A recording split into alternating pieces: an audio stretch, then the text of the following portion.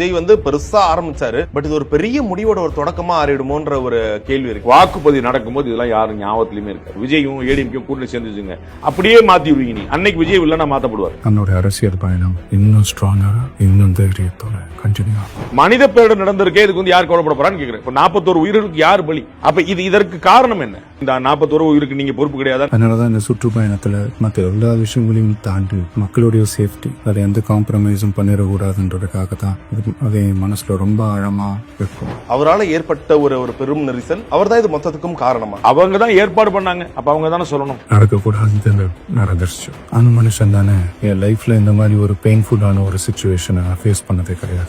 இவ்வளவு பெரிய சம்பவம் நடக்குது, இந்த மனுஷன் நின்னு ஒரு வார்த்தை கூட பேசல. ஏன் ஊடகங்களை சந்திக்கல அப்படின்னு கேக்குறீங்க? அந்த நேரத்துல அத்தனை பேர் பாதிக்கப்பட்டு இருக்கும் போது எப்படி அந்த ஊரை விட்டுட்டு என்னால கிளம்பி வர முடியும்? திரும்ப போகணும்னு இருந்துச்சுன்னா அது ஒரு காரணம் காட்டி அங்க வேற சில பதட்டமான சிச்சுவேஷன்ஸ், வேற சில சம்பாவிதங்கள், அந்த மாதிரி எதுவும் நடந்துடக்கூடாதுன்றதுக்காக தான் நாங்கள் அவாய்ட் பண்ணோம். மதுரையில மாநாட்டில் அனுமதி கேட்டாரே மறுத்தாங்களா? விக்கிரவாண்டி விசாலையில் அனுமதி கேட்டாரே மறுத்தாங்களா?